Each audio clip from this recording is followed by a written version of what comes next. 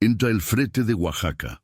Hay noches que no deberían existir, noches que se quedan adheridas a la piel como el olor a diésel y muerte, que se meten en los huesos y ya no salen nunca más. Esta es la historia de una de esas noches, la noche en que tomé un frete a Oaxaca y descubrí que hay cosas peores que la soledad de las carreteras. Peores que el cansancio que te cierra los párpados a la fuerza, peores incluso que la muerte misma. Me llamo Rodrigo Velasco y llevo 17 años conduciendo tráilers por todo el país. Conozco cada kilómetro de la carretera 190, cada curva de la sierra, cada pueblo fantasma que se pudre al costado del asfalto. He visto amaneceres sobre valles imposibles y he cruzado la oscuridad más completa sin más compañía que el ronroneo del motor y las voces fantasmales del radio. Pensaba que lo había visto todo. Pensaba que ya nada podía sorprenderme en estas rutas malditas que atraviesan el sur del país como venas negras sobre piel enferma. Estaba equivocado. Aquella tarde de octubre, recibí la llamada de don Ezequiel, mi contacto en Puebla. Necesitaba que llevara una carga hasta Oaxaca de Juárez. Urgente, me dijo. Buen pago. Salida nocturna. En el negocio del transporte, las cargas urgentes nocturnas siempre significan lo mismo. Alguien no quiere que se hagan preguntas. Normalmente rechazo ese tipo de trabajos. Tengo 3 hijos que alimentar, una hipoteca que pagar, pero también tengo principios. O eso creía. Pero don Ezequiel mencionó una cifra que hizo que todos mis principios se evaporaran como la niebla matutina en el asfalto caliente. 25,000 pesos por un viaje de una noche. Efectivo, sin papeles. Debí haberlo sabido entonces. Debí haber escuchado esa voz pequeña en mi cabeza. Esa que siempre sabe cuando algo está mal. Esa que me había salvado el pellejo más veces de las que puedo contar. Pero el dinero habla más fuerte que la intuición, más fuerte que la experiencia, más fuerte que el miedo.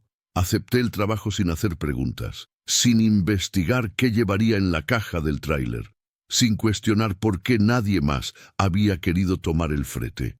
Llegué al almacén de don Ezequiel justo cuando el sol comenzaba a desangrarse sobre los tejados de Puebla, tiñendo el cielo de un rojo enfermizo que me recordó a la sangre seca. El lugar era un edificio de ladrillo desconchado en las afueras de la ciudad, rodeado por una cerca de alambre oxidado que chillaba con cada ráfaga de viento. Las ventanas estaban cubiertas con tablones de madera podrida y las paredes lucían grafitis desvaídos que parecían advertencias en un idioma que ya nadie recordaba cómo leer. Don Ezequiel me esperaba junto al portón, fumando un cigarro que olía a hierbas extrañas. Es un hombre delgado y encorvado, con la piel curtida por años de sol y secretos. Sus ojos, pequeños y oscuros como los de una rata, nunca miran directamente a los tuyos. Esa tarde los mantenía fijos en el suelo, como si el cemento agrietado fuera infinitamente más interesante que mi presencia. «Llegaste puntual, Rodrigo», dijo sin levantar la vista. Su voz sonaba extraña, tensa, como una cuerda a punto de romperse. «La carga ya está lista». «¿Qué llevo exactamente?», pregunté, tratando de sonar casual, aunque mi instinto ya me gritaba que diera media vuelta y me fuera. «Antigüedades», respondió después de una pausa demasiado larga. «Piezas arqueológicas para un coleccionista en Oaxaca, cosas delicadas, valiosas». La palabra arqueológicas resonó en mi cabeza con un eco hueco. En México, cuando alguien dice arqueológicas sin especificar, usualmente significa robadas. Piezas saqueadas de zonas arqueológicas, tumbas profanadas, tesoros arrancados de las entrañas de templos que debían permanecer sellados. Pero el dinero ya estaba acordado y mi conciencia, aunque protestaba débilmente, no tenía suficiente fuerza para detenerme. El tráiler estaba estacionado en el patio trasero del almacén. Era un Kenworth viejo pero bien mantenido, de color blanco sucio, con rayas azules descoloridas. La caja metálica estaba cerrada con un candado que parecía desproporcionadamente robusto para una simple carga de antigüedades. Don Ezequiel me entregó la llave con manos que temblaban ligeramente. «No abras la caja», dijo de pronto, y esta vez sus ojos sí encontraron los míos. Había miedo en ellos, miedo genuino. Bajo ninguna circunstancia, ni siquiera para verificar la carga. ¿Entendido? «¿Por qué?», pregunté, sintiendo cómo un escalofrío recorría mi columna. «Porque te lo pido, Rodrigo. Porque es mejor así. Porque hay cosas que no deben ser vistas». Su respuesta no era una respuesta. Era una evasión, pero antes de que pudiera presionar más, sacó un sobre grueso de su chaqueta y me lo entregó. Lo abrí. Billetes de 500 pesos, perfectamente ordenados. La mitad del pago, como habíamos acordado. «La otra mitad cuando llegues a Oaxaca», dijo. «Hay un hombre esperándote en el Panteón de San Miguel Arcángel, en las afueras de la ciudad. Se llama Aureliano. Estará allí a las 4 de la madrugada. No antes, no después. Exactamente a las 4. «¿Un panteón?», pregunté. «¿Por qué no un almacén normal?» «Porque Aureliano prefiere la discreción, y porque ese lugar tiene ciertas propiedades que protegen la mercancía». No me gustó como dijo propiedades. No me gustó nada de aquello. Pero el dinero ya estaba en mi bolsillo, ardiendo como carbones encendidos contra mi pecho, recordándome las cuentas sin pagar, los zapatos que mis hijos necesitaban, la mirada de decepción de mi esposa cada vez que llegaba a casa con las manos vacías. Subí a la cabina del tráiler mientras el sol finalmente moría en el horizonte, dejando tras de sí un crepúsculo violeta que parecía presagiar tormentas. El motor rugió al encenderse y el olor familiar a diésel llenó mis fosas nasales, reconfortante en su mundanidad. Revisé los espejos, ajusté el asiento, verifiqué los instrumentos. Todo normal, todo en orden. Todo excepto la sensación de que había cruzado una línea invisible y ya no había forma de volver atrás. Don Ezequiel se quedó parado junto al portón mientras yo maniobraba para salir del almacén. A la luz moribunda del día, su silueta parecía la de un espantapájaros olvidado en un campo muerto. Justo antes de que doblara hacia la calle, lo vi hacer algo extraño. Se persignó 3 veces. Y sus labios se movieron en lo que parecía una oración o tal vez una súplica. Luego escupió al suelo y se dio la vuelta, desapareciendo en las sombras del edificio como si huyera de algo invisible que me seguía. La carretera 190 se extendía ante mí como una serpiente negra que se retorcía hacia el sur, hacia las montañas de Oaxaca, hacia algo que mi mente racional aún no podía nombrar, pero que mi cuerpo ancestral ya reconocía con terror primitivo. Encendí el radio. Estática. Busqué estaciones. Más estática. Finalmente encontré una señal débil que transmitía rancheras viejas, canciones sobre amor perdido y muerte en cantinas polvorientas. La música me acompañó mientras dejaba atrás las luces de Puebla y me adentraba en la oscuridad de la sierra. Las primeras 2 horas transcurrieron sin incidentes. El tráiler respondía bien. La carretera estaba relativamente vacía y la noche era clara, con una luna llena que iluminaba el paisaje con una luz plateada y fría. Pasé por pueblos dormidos, donde solo los perros vagabundos parecían estar despiertos, sus ojos brillando en la oscuridad como ascuas moribundas.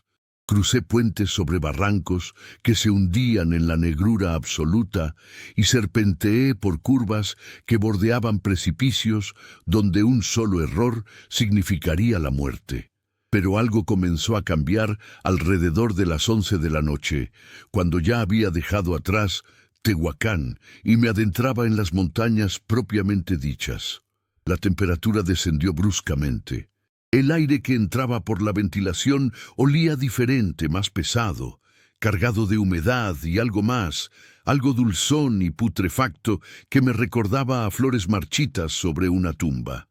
El radio comenzó a comportarse de manera extraña. Las estaciones entraban y salían sin que yo tocara el dial, como si manos invisibles estuvieran jugando con las frecuencias. Primero escuché fragmentos de programas religiosos, predicadores gritando sobre el infierno y la condenación con voces histéricas que parecían demasiado reales, demasiado cercanas.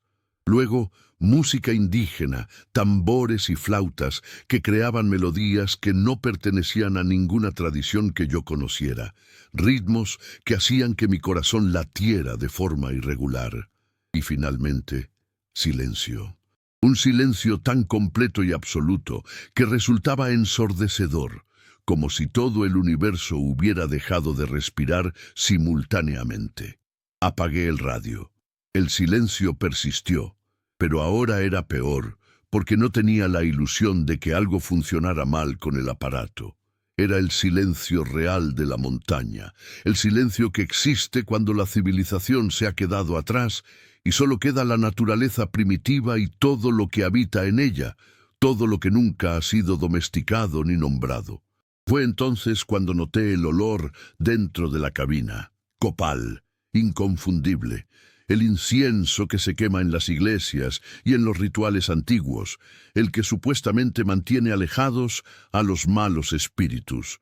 Pero yo no había encendido nada. El olor venía de atrás, de la caja del tráiler. Se filtraba por las rendijas, por las junturas, llenando el espacio confinado con su aroma dulce y ceremonial.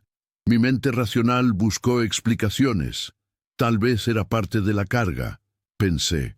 Tal vez las antigüedades venían envueltas en algo que contenía copal. Tal vez era normal. Pero mi instinto sabía que nada de aquello era normal. El camino comenzó a empinarse más pronunciadamente. Las curvas se volvieron más cerradas, más traicioneras. A ambos lados, los árboles se apretaban contra la carretera como multitudes silenciosas, observando mi paso. Eran árboles extraños, retorcidos, con ramas que se extendían como dedos esqueléticos hacia el cielo nocturno. Entre ellos, ocasionalmente, creía ver movimiento. Sombras que no correspondían a nada, formas que se deslizaban entre los troncos con una fluidez antinatural. Aceleré.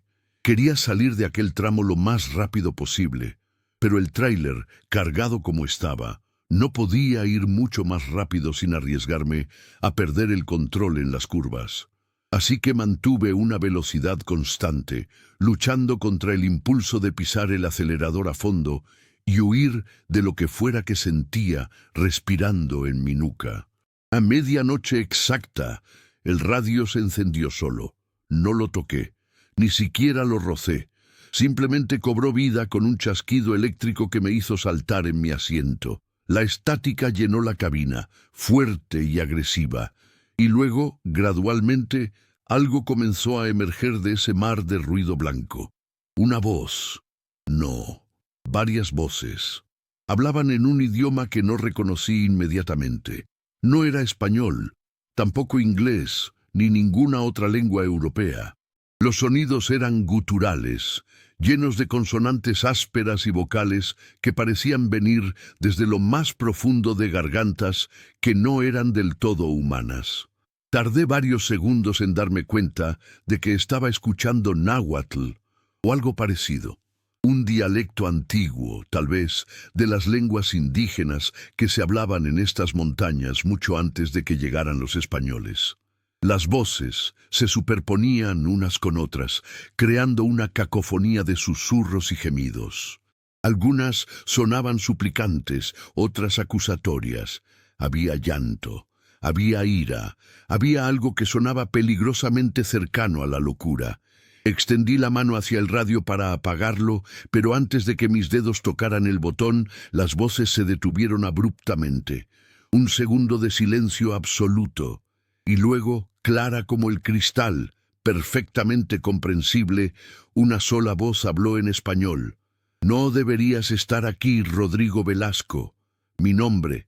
La voz había dicho mi nombre. Pisé el freno instintivamente. El tráiler chirrió, las llantas protestaron, y me detuve en medio de la carretera con el motor al ralentí y el corazón golpeándome las costillas como un animal enjaulado tratando de escapar. Mis manos temblaban sobre el volante, el sudor corría por mi frente a pesar del frío que había invadido la cabina. «¿Quién está ahí?», grité hacia el radio. «¿Quién carajo está transmitiendo esto?». Silencio. Luego, esa misma voz, pero ahora con un tono casi burlón. «No es una transmisión, conductor. Es una advertencia, una última oportunidad de dar la vuelta. Esto es una broma de mierda», dije, aunque mi voz sonaba hueca incluso para mis propios oídos. «Alguien hackeó el radio. Alguien está jugando conmigo». «¿Jugando?». La voz sonó genuinamente sorprendida. «No, Rodrigo, esto no es un juego. Lo que llevas en tu tráiler no debería ser movido, no debería ser despertado, y definitivamente no debería ser llevado al lugar donde pretendes entregarlo. Son solo antigüedades», dije tratando de convencerme a mí mismo tanto como a la voz. «Piezas de museo, nada más. Una risa, fría, sin humor alguno». «¿Eso te dijeron? ¿Y tú lo creíste? ¿No sentiste la temperatura cambiar cuando las cargaron? ¿No notaste que ninguno de los trabajadores se atrevía a mirar directamente a la caja? ¿No viste cómo don Ezequiel temblaba cuando te entregó las llaves?». Sí, había visto todo eso. Pero había elegido ignorarlo porque el dinero era bueno y las preguntas eran inconvenientes. «¿Qué hay en la caja?», pregunté finalmente, con la voz apenas por encima de un susurro. El radio crepitó. Por un momento pensé que la voz no respondería. Luego, huesos. Huesos de los que murieron mal, de los que fueron sacrificados para alimentar dioses hambrientos, de los que cayeron en batalla y nunca recibieron los ritos apropiados, de los que fueron asesinados y enterrados en tierra no consagrada. Huesos que aún llevan consigo el peso de muertes violentas y espíritus inquietos. Mi sangre se convirtió en hielo. Recordé algo que mi abuela me había contado cuando era niño, antes de que la demencia se la llevara completamente. Me había hablado sobre los huesos de los muertos, sobre cómo conservaban la esencia de la persona, sobre cómo podían ser usados en rituales oscuros por aquellos que conocían los secretos antiguos. Me había advertido que nunca, bajo ninguna circunstancia, debía profanar un entierro o mover huesos de su lugar de descanso. En ese momento, siendo un niño escéptico de ciudad, había descartado sus palabras como supersticiones de vieja. Ahora, sentado en la cabina de un tráiler en medio de las montañas de Oaxaca con una carga que no debía transportar, sus palabras resonaban en mi memoria con el peso de la verdad ancestral. «¿Quién es Aureliano?», pregunté. «¿Qué va a hacer con los huesos?». «Aureliano no es nadie», dijo la voz. «O más bien es demasiadas personas. Es un nombre que ha pasado de cuerpo a cuerpo durante generaciones. Un recipiente para conocimientos que deberían haber muerto hace siglos. Quiere los huesos para completar un ritual, para abrir una puerta que debería permanecer cerrada». «Estás loco», dije, pero sin convicción. «Nada de esto es real». «¿No?». La voz sonó casi compasiva. «Entonces explícame cómo sé tu nombre. ¿Cómo sé que tienes 3 hijos, Miguel, de 11 años, Sofía, de 9, y el pequeño Roberto, que apenas cumplió 6? ¿Cómo sé que tu esposa se llama Elena y que está embarazada de 4 meses, aunque aún no se lo has dicho a nadie? ¿Cómo sé que tu padre murió en esta misma carretera hace 15 años, en un accidente que nunca fue completamente explicado?» Cada palabra era un puñetazo en mi estómago. Información que nadie debería saber. Secretos que había guardado celosamente. El embarazo de Elena era tan reciente que ni siquiera habíamos tenido tiempo de procesarlo nosotros mismos. «¿Cómo?», comencé, pero mi voz se quebró. «Los muertos saben cosas, Rodrigo. Ven cosas.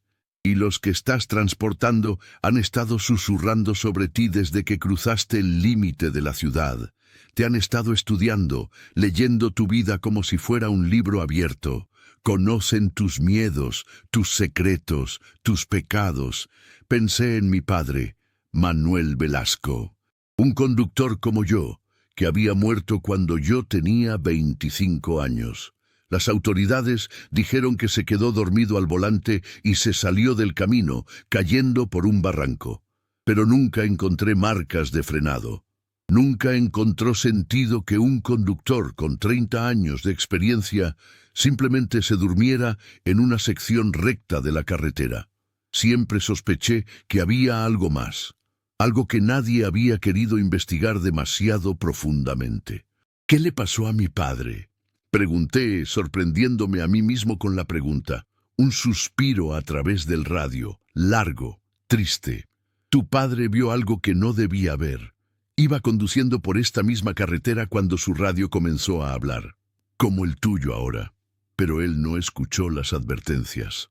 Siguió adelante, y cuando llegó al destino, cuando entregó lo que transportaba, los que esperaban no quisieron testigos. No quisieron que nadie supiera lo que habían recibido. Así que lo siguieron. Lo persiguieron hasta que cometió un error en una curva. O tal vez no fue un error. Tal vez vio algo en el camino, algo que lo hizo girar el volante bruscamente, algo que nadie más podía ver. Las lágrimas comenzaron a rodar por mis mejillas antes de que pudiera detenerlas. 15 años de preguntas sin respuesta, 15 años de sospechas y dudas. Y ahora, una voz salida de un radio poseído me estaba dando respuestas que sonaban demasiado verdaderas para ser mentiras. ¿Quién eres?, pregunté. ¿Por qué me estás diciendo esto? Soy alguien que cometió el mismo error que estás cometiendo tú. Alguien que transportó lo que no debía transportar, alguien que ahora está atrapado entre mundos, ni vivo ni muerto, condenado a observar mientras otros caen en las mismas trampas. Me llamaba Héctor Ramírez. Morí hace 7 años en esta carretera. Llevaba una carga similar a la tuya. El nombre no me sonaba de nada, pero la sinceridad en su voz era innegable. Si estás muerto, ¿cómo puedes hablar conmigo? Porque esta carretera es especial, Rodrigo. Es un lugar delgado, donde el mundo de los vivos y el mundo de los muertos se tocan. Y esta noche, con la luna llena y con lo que llevas en tu tráiler, ese velo es aún más fino. Los muertos pueden hablar, los vivos pueden escuchar, y cosas peores pueden cruzar. Miré por el parabrisas. La carretera se extendía ante mí, serpenteando entre montañas oscuras. No había luces a la vista excepto las de mi propio vehículo.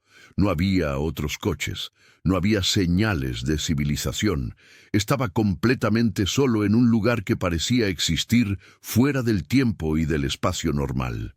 ¿Qué debo hacer?, pregunté, odiándome por la debilidad en mi voz. Da la vuelta, ahora. Lleva la carga de regreso a Puebla. Dile a don Ezequiel que se deshaga de ella de la manera apropiada. Ceremonias, bendiciones. Devuelva los huesos a la tierra de donde fueron robados. Es la única forma de romper el ciclo. Pero el dinero... ¡Al diablo con el dinero! La voz de Héctor estalló con una intensidad que hizo vibrar los altavoces. ¿De qué te servirá el dinero si terminas como yo? O peor... Piensa en tus hijos, Rodrigo. Piensa en Elena y en el bebé que lleva dentro. ¿Quieres que crezcan sin padre? ¿Quieres que se pregunten durante el resto de sus vidas qué pasó realmente contigo? Tenía razón. Por supuesto que tenía razón.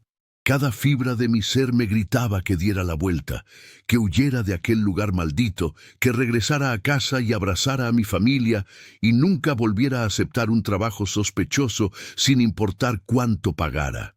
Pero entonces pensé en las facturas, en la hipoteca atrasada, en los zapatos rotos de Miguel, en cómo Elena había estado limitando las porciones en las comidas para que alcanzara el dinero. Pensé en cómo ese dinero podría darnos un respiro, unos meses de tranquilidad, la posibilidad de prepararnos para la llegada del nuevo bebé sin la constante ansiedad del dinero que no alcanza. Y en ese momento de debilidad, tomé la peor decisión de mi vida. No puedo, dije. Lo siento, Héctor, pero no puedo. Necesito ese dinero. Seré cuidadoso. No abriré la caja. Haré la entrega y me iré directo a casa. Todo estará bien. El silencio que siguió fue peor que cualquier grito. Era un silencio de decepción, de tristeza, de inevitabilidad. Cuando Héctor finalmente habló de nuevo, su voz sonaba lejana, como si se estuviera retirando hacia las profundidades de donde había venido. Entonces no hay nada más que pueda hacer por ti. Solo te daré un último consejo. No importa lo que veas, no importa lo que escuches, no detengas el tráiler hasta que llegues al panteón. Si te detienes, si sales de la cabina, estarás perdido. Y una cosa más, cuando llegues al panteón, no mires hacia atrás cuando te vayas. Nunca mires hacia atrás. Espera, dije. ¿Qué quieres decir con eso de no mirar hacia atrás? Pero el radio ya se había apagado. Completamente. Ni estática, ni zumbido. Nada. Presioné todos los botones, giré todos los diales, pero el aparato estaba muerto. O tal vez había cumplido su propósito y ya no era necesario. Me quedé sentado allí por varios minutos, tratando de calmar mi respiración acelerada, tratando de procesar todo lo que acababa de suceder. Parte de mí quería creer que había sido una alucinación, un truco de mi mente cansada, tal vez monóxido de carbono filtrándose en la cabina. Pero la parte más antigua de mí, la parte que aún recordaba las historias de mi abuela, sabía que había sido real. Finalmente, con manos que todavía temblaban, puse el tráiler en marcha de nuevo. El motor rugió, las luces cortaron la oscuridad y continué mi camino hacia Oaxaca, hacia el panteón de San Miguel Arcángel, hacia Aureliano y su ritual maldito, hacia mi destino. La siguiente hora fue relativamente tranquila, si es que algo podía ser tranquilo después de lo que había experimentado. La carretera seguía serpenteando por las montañas, pero el paisaje había cambiado sutilmente. Los árboles eran más escasos ahora, reemplazados por formaciones rocosas que se elevaban como torres góticas contra el cielo estrellado. El aire olía a tierra seca y algo más, algo metálico que me recordaba a la sangre. Pasé por un pueblo llamado Santa María Albarradas, o al menos eso decía el letrero carcomido al costado de la carretera. Pero el pueblo mismo parecía abandonado. Las casas estaban oscuras, con las ventanas como cuencas vacías mirando hacia la carretera. No había perros callejeros, no había luces parpadeantes de televisores, no había señales de vida. Era como si todos los habitantes hubieran desaparecido simultáneamente, dejando atrás solo las cáscaras de sus hogares. En el centro del pueblo había una iglesia, pequeña, colonial, con paredes de piedra blanqueada que brillaban pálidas bajo la luz de la luna. La puerta principal estaba abierta, moviéndose suavemente con el viento.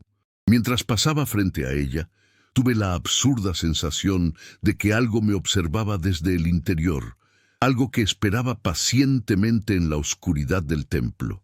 No me detuve. Recordé las palabras de Héctor. No importa lo que veas, no detengas el tráiler. Pero entonces, en mi espejo lateral, vi a alguien parado frente a la iglesia. Una figura, oscura, inmóvil. Pisé el freno instintivamente, mirando por el espejo retrovisor. La figura seguía allí, claramente visible bajo la luz de la luna. Parecía ser un hombre, vestido con ropa oscura, simplemente parado en el umbral de la iglesia mirando hacia mi vehículo. Mientras lo observaba, la figura levantó lentamente una mano.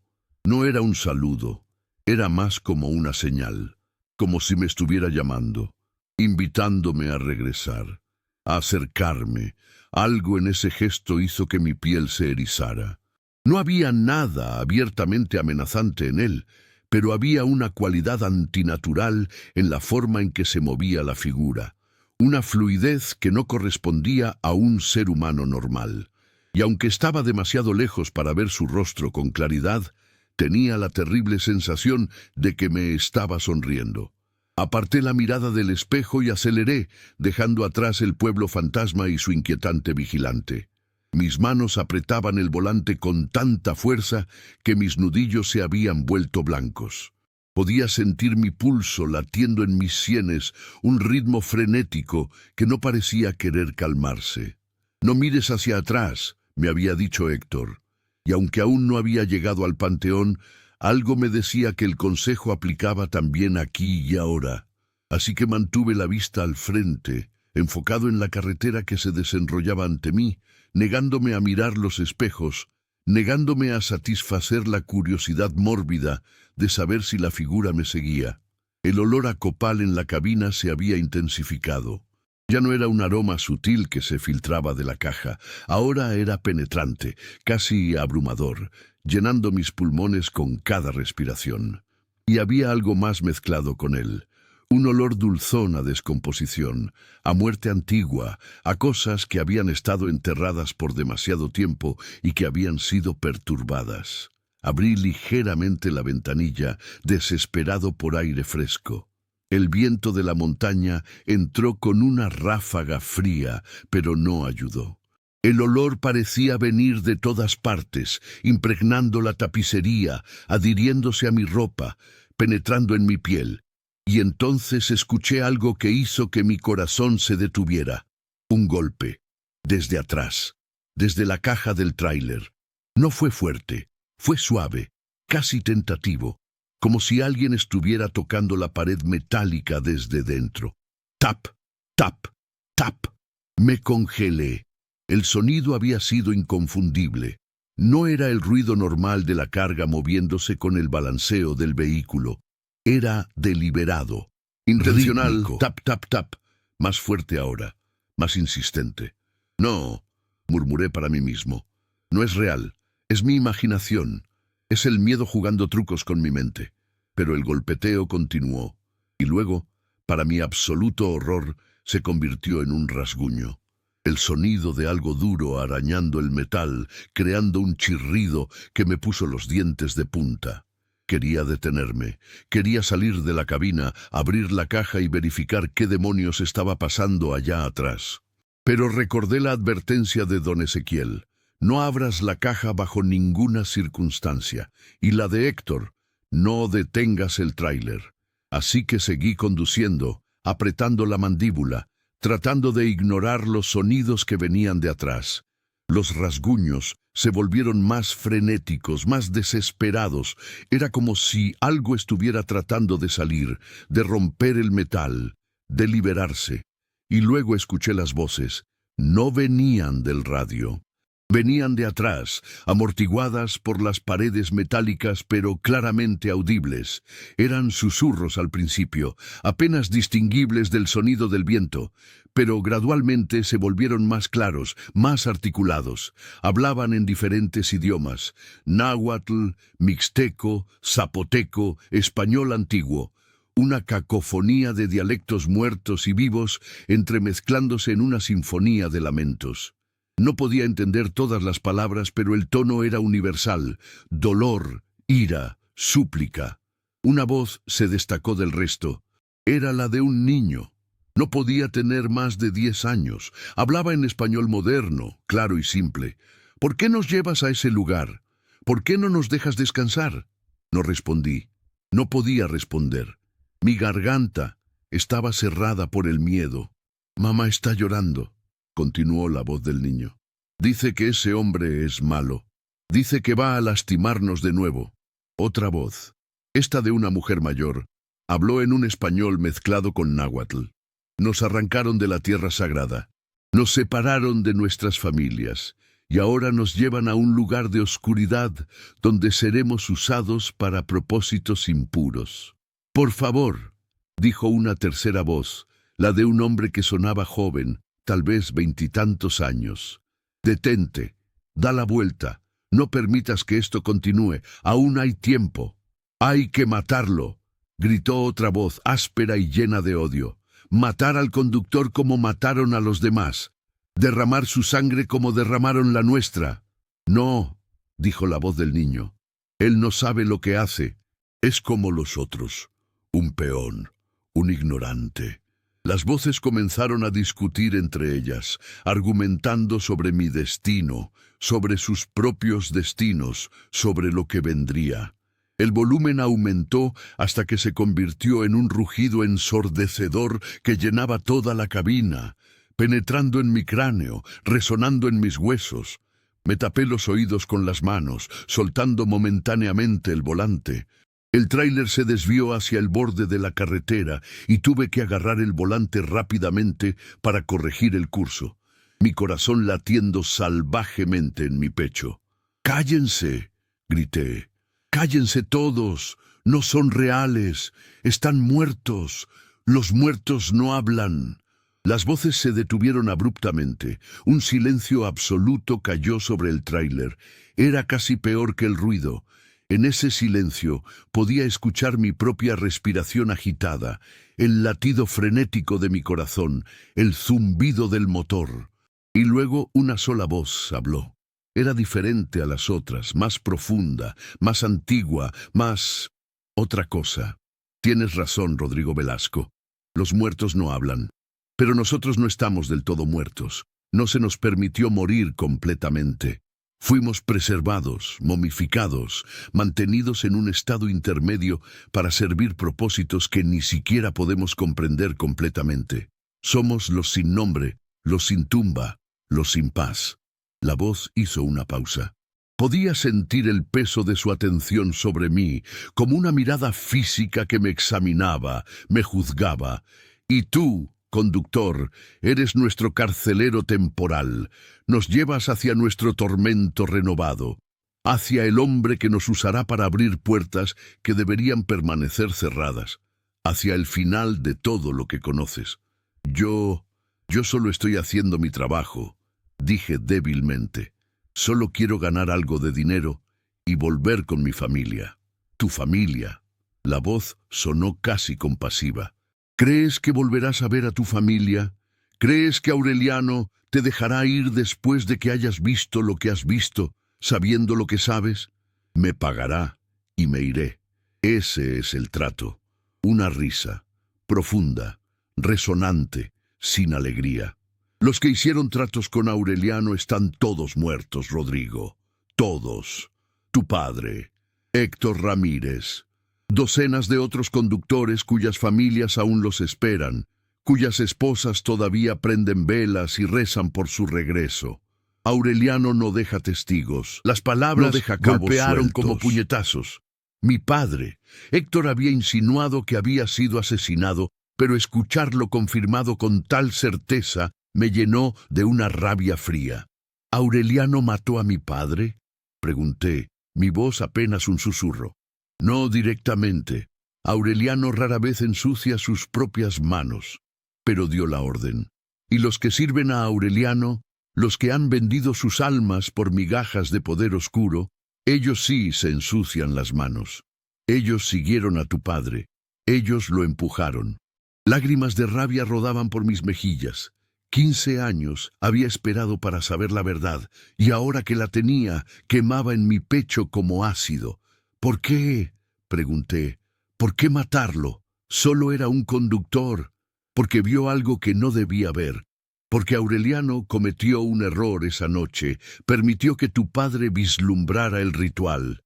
Y un hombre como tu padre, un hombre bueno con principios, no podía vivir con ese conocimiento sin intentar hacer algo al respecto. Así que fue eliminado». Mi mente giraba, procesando esta información, tratando de reconciliarla con los recuerdos de mi padre. Manuel Velasco había sido un buen hombre, honesto, trabajador, el tipo de persona que devolvía carteras perdidas y ayudaba a extraños con sus coches descompuestos. Si había visto algo lo suficientemente horrible como para considerar ir a las autoridades, debió haber sido verdaderamente monstruoso. «¿Qué hace Aureliano exactamente?», pregunté. «¿Qué es este ritual del que todos hablan?». La voz antigua consideró mi pregunta por un momento antes de responder. «Aureliano busca poder. No el poder mundano de dinero o influencia política, sino poder verdadero. El poder sobre la vida y la muerte. el poder sobre los espíritus y los elementos, el poder que los antiguos sacerdotes tenían antes de que los españoles llegaran y trataran de borrar todo conocimiento de las viejas formas. ¿Y los huesos? ¿Qué tienen que ver los huesos con eso? Los huesos son recipientes de energía espiritual, especialmente los huesos de aquellos que murieron en circunstancias específicas, sacrificios rituales, muertes en batalla, asesinatos no resueltos. Cada tipo de muerte violenta imprime una marca diferente en los huesos, y esas marcas pueden ser leídas, manipuladas, usadas como componentes en trabajos de poder oscuro. Pero eso es brujería, magia negra. Llámalo como quieras, los nombres no importan. Lo que importa es que funciona, y Aureliano ha estado recolectando huesos durante décadas, reuniendo los componentes necesarios para su obra maestra. Un ritual que, si tiene éxito, le dará control sobre algo que nunca debería ser controlado. ¿Qué cosa? Un silencio largo. La muerte misma, Rodrigo, busca convertirse en un puente entre el mundo de los vivos y el mundo de los muertos. Busca poder cruzar a voluntad, traer de vuelta a quien desee, mandar al más allá a quien le plazca. Busca convertirse en más que humano, menos que humano, algo otro. La carretera ante mí se difuminó cuando lágrimas de miedo y rabia llenaron mis ojos. Esto era demasiado. Todo era demasiado. Quería despertar en mi cama, con Helena a mi lado, descubrir que todo había sido una pesadilla horrible provocada por demasiada comida picante antes de dormir. Pero no era un sueño. El volante bajo mis manos era real. El olor a copal y muerte era real. Las voces de los muertos en la caja del tráiler eran reales. ¿Qué puedo hacer?, pregunté finalmente. Dime qué hacer y lo haré. Es simple, dijo la voz. Cuando llegues al panteón, cuando Aureliano venga a reclamar su entrega, abre la caja, déjanos salir. Déjanos ir donde queramos ir, no donde él quiere llevarnos. Dale esa opción a los muertos y serás recompensado. Pero don Ezequiel dijo que no abriera la caja nunca. Don Ezequiel trabaja para Aureliano. Todo lo que te dijo fue para asegurar que llevaras la carga sin interferencias. Pero la llave está en tu bolsillo. ¿No es así? La llave que abre el candado. Úsala. Inconscientemente, mi mano fue a mi bolsillo. Sí, la llave estaba allí, pequeña y fría contra mi muslo. ¿Y si me niego? Entonces Aureliano completará su ritual. Obtendrá el poder que busca. Y tú morirás. Quizás no esta noche, quizás no mañana, pero pronto. Un accidente, como tu padre, y tu esposa quedará viuda, tus hijos sin padre, y el bebé que viene en camino crecerá sin siquiera conocer tu rostro. Era chantaje emocional, lo sabía, pero también era probablemente verdad. Todo lo que había escuchado esa noche apuntaba a que yo era desechable para Aureliano, un medio para un fin, tan fácil de eliminar como aplastar una hormiga. Si hago esto, dije lentamente, si abro la caja y los libero, ¿estarán en paz? ¿Podrán descansar finalmente? Algunos sí, otros tenemos asuntos pendientes, venganzas que reclamar, cuentas que saldar, pero al menos tendremos la opción. Al menos no seremos instrumentos en el ritual de un loco. No era la respuesta reconfortante que había esperado, pero era honesta. Los muertos no estaban pidiendo perdón o redención. Solo querían libre albedrío, la opción de elegir su propio destino en lugar de tenerlo impuesto por otros. Está bien, dije, lo haré. Cuando llegue al panteón, abriré la caja. Las voces estallaron en un coro de susurros emocionados. Algunos sonaban aliviados, otros expectantes, otros casi hambrientos. Me pregunté si había cometido un error al hacer esa promesa.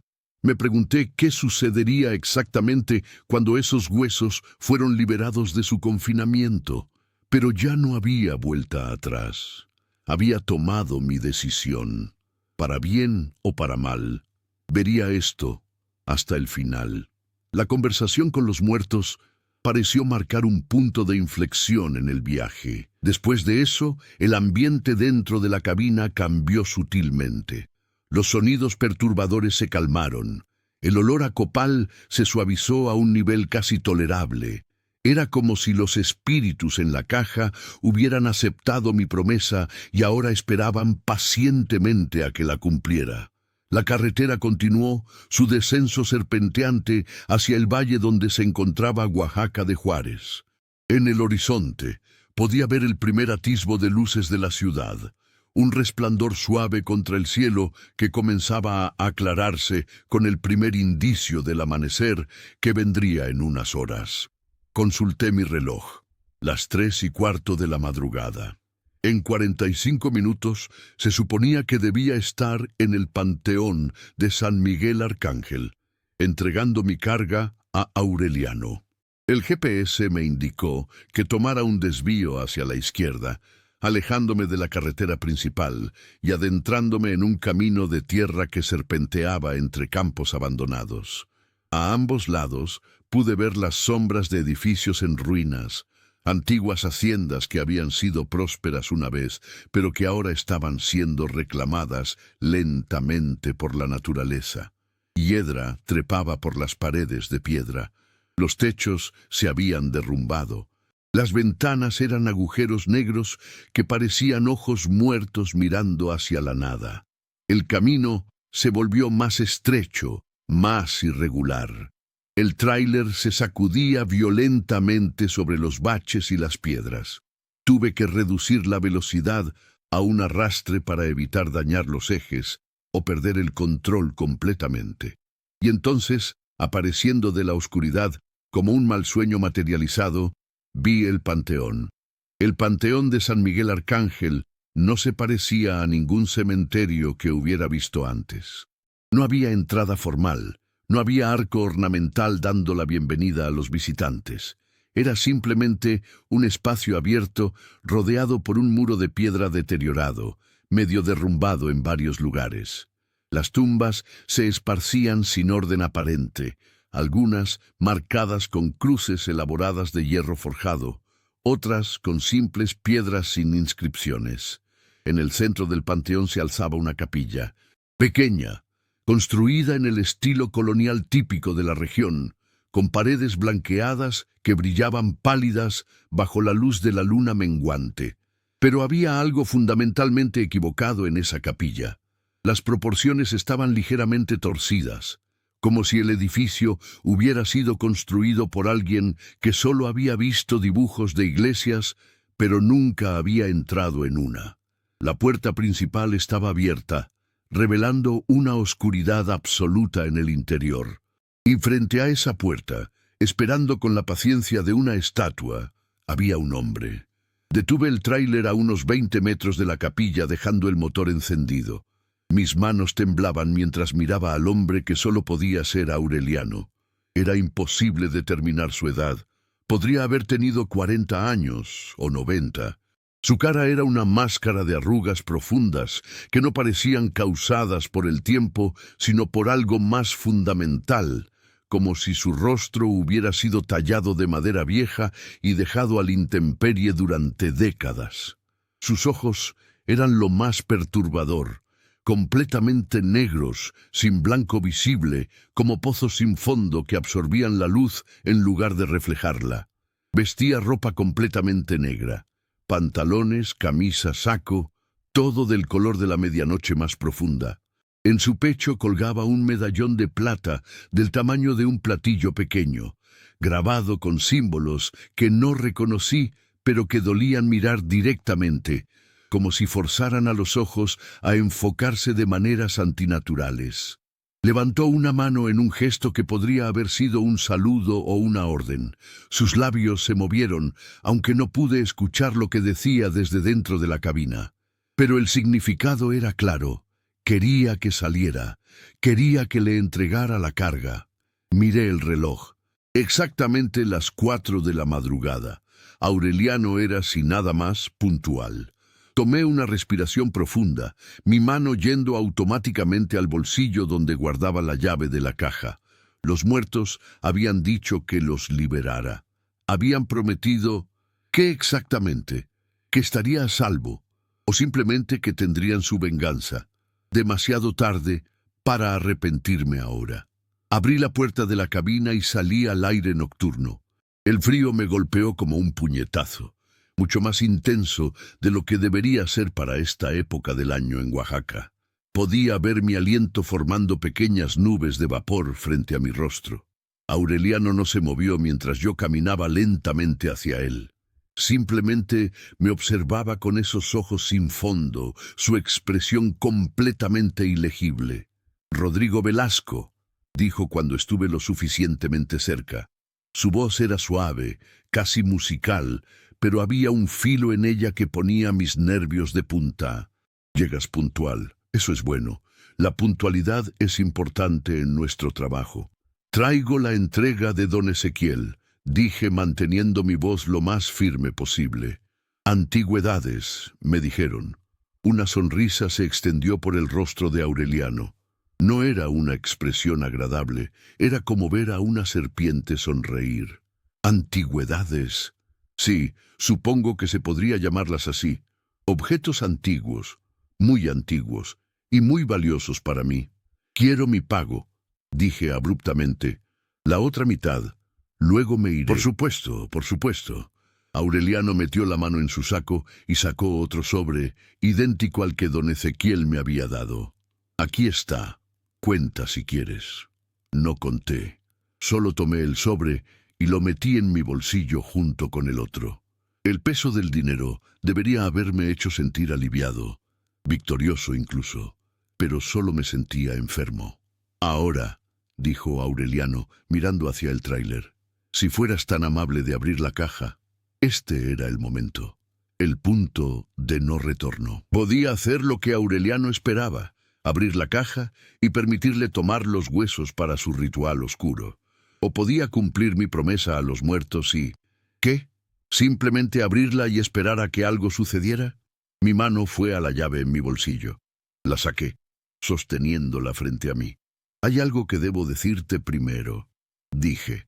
Los ojos de Aureliano se entrecerraron ligeramente. «¿Oh? ¿Y qué es eso?» «Los huesos hablaron conmigo.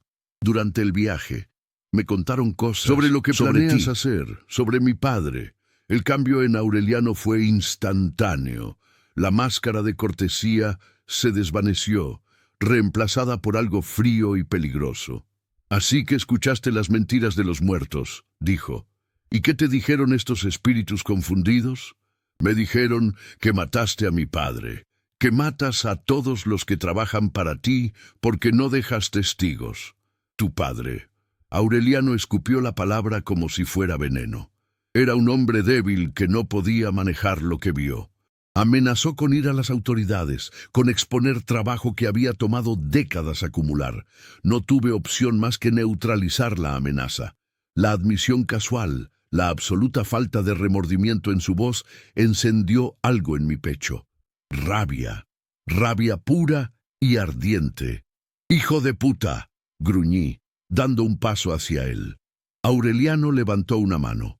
No me tocó, pero sentí una fuerza invisible golpearme en el pecho, empujándome hacia atrás varios pasos. Era como ser golpeado por una ola invisible. «No seas estúpido, Rodrigo. Eres útil por ahora, pero puedo hacerlo sin ti si es necesario. Abre la caja. Ahora». Pero yo ya estaba corriendo hacia el tráiler, la llave apretada en mi puño. Escuché a Aureliano gritar algo detrás de mí, palabras en un idioma que no reconocí, palabras que hacían que el aire zumbara con energía antinatural. Llegué a la parte trasera del tráiler y metí la llave en el candado. Mis manos temblaban tanto que me tomó 2 intentos girarlo, pero finalmente escuché el clic que indicaba que estaba abierto. «¡No!», gritó Aureliano, ahora corriendo hacia mí. «¡Detente! No sabes lo que estás haciendo». Pero ya era demasiado tarde. Tiré del candado, quité la barra de seguridad y abrí las puertas de la caja de par en par. Durante un momento no sucedió nada. Solo pude ver cajas de madera apiladas dentro de la caja metálica, antiguas y cubiertas de símbolos tallados. Eran más pequeñas de lo que esperaba, tal vez 20 en total, cada una del tamaño de una caja de zapatos. Y luego el aire cambió. Se volvió pesado, espeso, como si de repente estuviera respirando agua. La temperatura cayó en picada, tanto que pude ver escarcha formándose en las paredes metálicas del tráiler, y de las cajas comenzó a emanar una luz.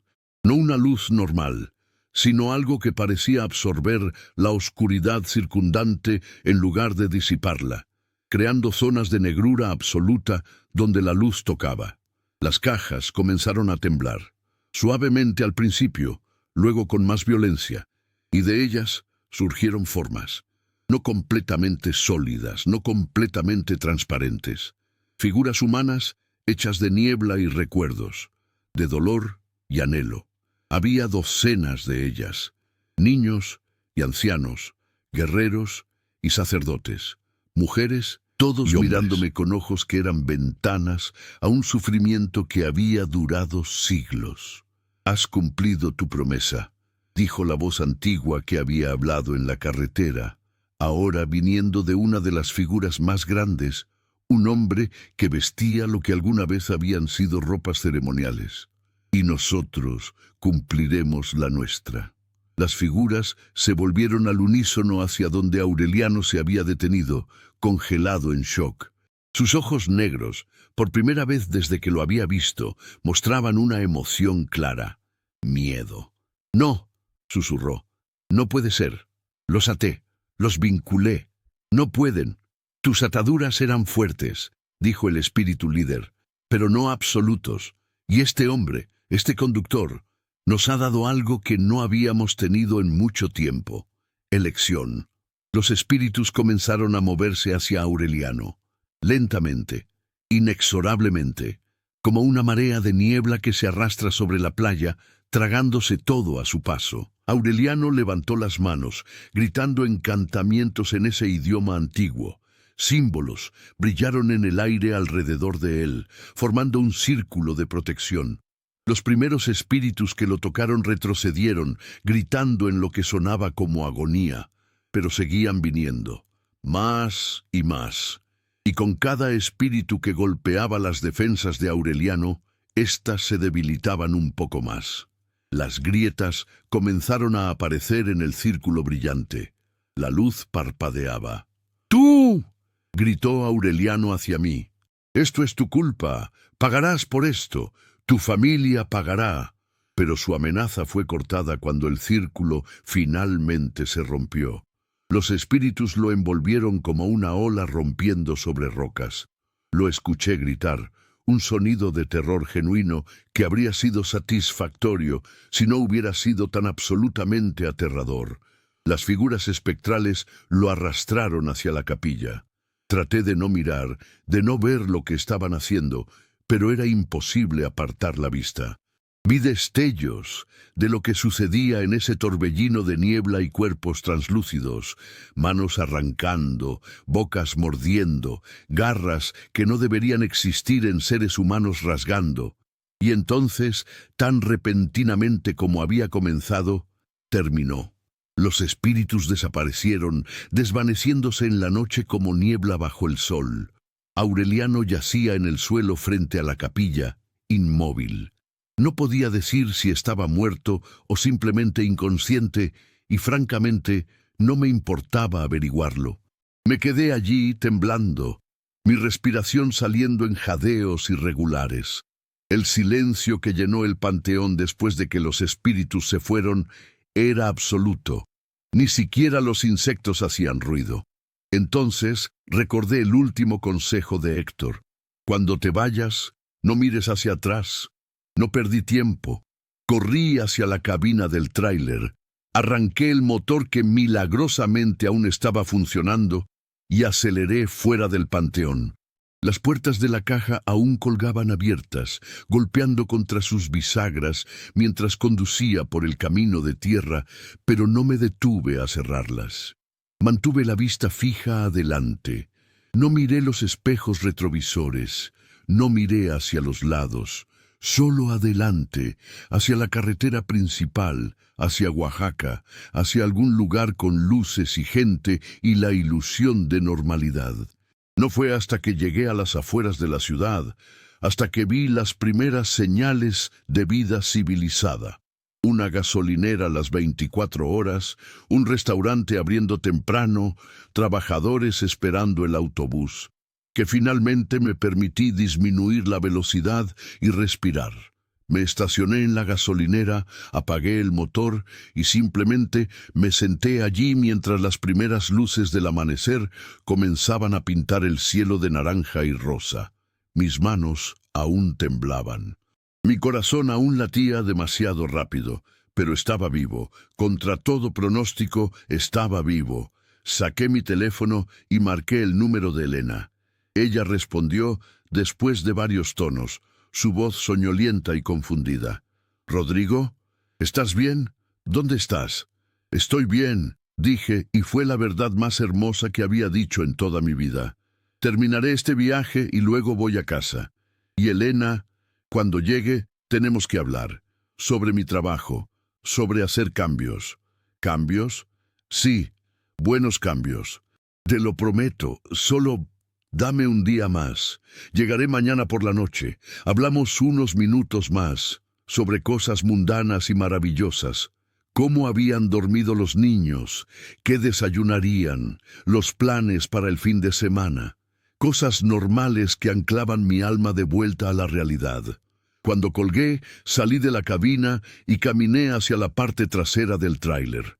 Las puertas aún estaban abiertas. Las cajas de madera aún estaban dentro, pero ahora parecían vacías de cualquier presencia sobrenatural. Eran solo cajas viejas, nada más. Las cerré cuidadosamente, reemplacé la barra de seguridad y puse un nuevo candado que compré en la gasolinera. Luego conduje directamente a la estación de policía más cercana. Les conté una versión editada de la verdad, que había sido contratado para transportar lo que creía eran antigüedades, que sospechaba que podrían ser piezas arqueológicas robadas, que el hombre que iba a recibirlas había intentado atacarme, que había huido. Dejé fuera todo lo sobrenatural, todos los espíritus y voces y magia negra. La policía tomó mi declaración, confiscó las cajas y me permitió irme después de varias horas de interrogatorio. Más tarde me enteraría que las cajas contenían huesos humanos. Efectivamente, docenas de esqueletos parciales que parecían haber sido saqueados de diferentes sitios arqueológicos a lo largo de Oaxaca. También me enteraría que encontraron un cuerpo en el Panteón de San Miguel Arcángel. Un hombre mayor, no identificado, que parecía haber muerto de un ataque al corazón. No había señales de violencia física, dijeron los forenses. Solo un hombre viejo, cuyo corazón simplemente se había detenido. Pero yo sabía la verdad. Había visto lo que los espíritus le hicieron, y aunque no había marcas físicas, sabía que su muerte había sido cualquier cosa menos pacífica. En cuanto a don Ezequiel, su almacén fue encontrado vacío cuando la policía fue a investigar. Todos sus registros habían sido destruidos. Él simplemente había desaparecido, como si nunca hubiera existido. Conduje de regreso a casa al día siguiente, tomando rutas principales, parando en lugares con mucha gente, evitando cualquier carretera solitaria o desvíos misteriosos. El viaje fue completamente normal, aburrido incluso, y nunca nada me había hecho más feliz. Cuando finalmente llegué a casa, Elena y los niños me recibieron con abrazos y gritos emocionados. Miguel me mostró su proyecto de ciencias. Sofía me contó sobre su nueva amiga en la escuela. Roberto simplemente se aferró a mi pierna, rehusándose a soltarme. Esa noche, después de que los niños estuvieron dormidos, le conté todo a Elena. Esperaba que no me creyera, que pensara que había tenido algún tipo de colapso nervioso. Pero ella solo escuchó, sosteniendo mi mano, y cuando terminé, solo dijo: «Entonces no más viajes nocturnos, no más cargas misteriosas. ¿Prometido?» «Prometido», dije, y he mantenido esa promesa. Vendí el tráiler unas semanas después. Conseguí un trabajo local, conduciendo rutas de día dentro de la ciudad. El pago es menos, mucho menos, pero duermo bien por las noches. Y nunca, nunca acepto trabajos que no pueda verificar completamente. A veces, en noches tranquilas, cuando el viento sopla de cierta manera, creo escuchar susurros, voces agradecidas, espíritus que finalmente encontraron paz, o al menos encontraron la opción de buscarla. Y a veces me pregunto sobre Aureliano, si realmente está muerto o si algo como él puede morir verdaderamente. Me pregunto si hay otros como él, recolectando huesos y conocimiento oscuro, trabajando en rituales que la humanidad debería haber olvidado hace mucho tiempo. Pero esas son preguntas para otros investigar. Yo hice mi parte, liberé a los muertos, sobreviví a una noche que debería haberme matado, y ahora vivo cada día agradecido por el aburrimiento ordinario de una vida normal. Porque aprendí algo en esa carretera de Oaxaca, algo que nunca olvidaré. Hay cosas en este mundo que van más allá de nuestra comprensión. Fuerzas antiguas que nunca desaparecieron realmente, solo se escondieron en las sombras esperando su momento. Y la línea entre nuestro mundo y el de ellos es mucho más delgada de lo que queremos creer. Así que tengan cuidado ahí afuera, especialmente ustedes que conducen por la noche, que toman trabajos sin hacer preguntas, que piensan que el dinero vale más que su seguridad. Escuchen las advertencias cuando las reciban. Confíen en su instinto cuando algo se sienta mal.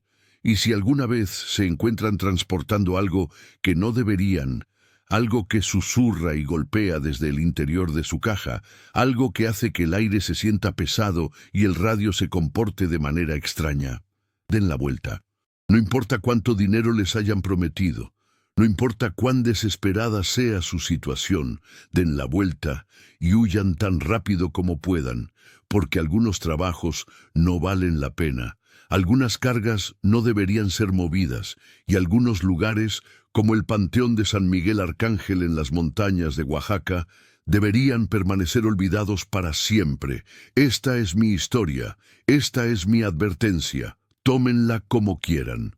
Solo espero que nunca tengan que aprender estas lecciones de la manera difícil como yo lo hice. Si esta historia te mantuvo al borde de tu asiento, si sentiste el escalofrío recorrer tu espalda mientras Rodrigo atravesaba esa noche maldita, déjame un comentario contándome qué parte te impactó más. ¿Fue cuando el radio empezó a hablar solo? ¿Cuando los huesos comenzaron a golpear desde adentro de la caja? ¿O tal vez el encuentro final con Aureliano?